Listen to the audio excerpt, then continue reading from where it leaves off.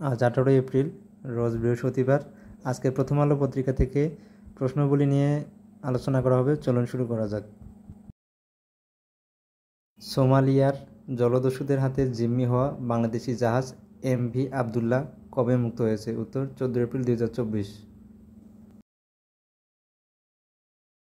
বিশ্ব ঐতিহ্য দিবস কবে পালিত হয়? উত্তর 18 এপ্রিল। টাইমস স্কোয়ার কোথায় অবস্থিত? উত্তর নিউ ইয়র্ক। কত সালে বাংলাদেশে কৃষি জমি সুরক্ষা ও ব্যবহার আইন প্রণীত হয়? উত্তর 2016 সালে। ইরানের বর্তমান প্রেসিডেন্টের নাম কি? উত্তর ইব্রাহিম রাইসি।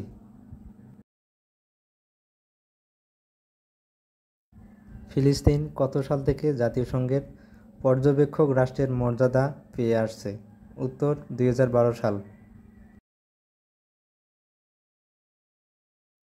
এখন পর্যন্ত জাতিসংঘের সাধারণ পরিষদের কতটি রাষ্ট্র ফিলিস্তিনকে স্বীকৃতি দিয়েছে? উত্তর 137টি।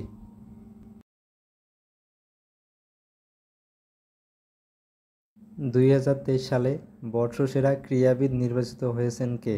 উত্তর ইমরানুর রহমান।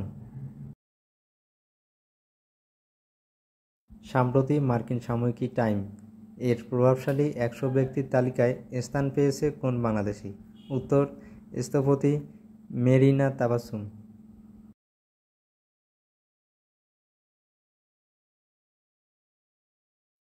বর্তমানে দেশে সবুজ কারখানার সংখ্যা কত?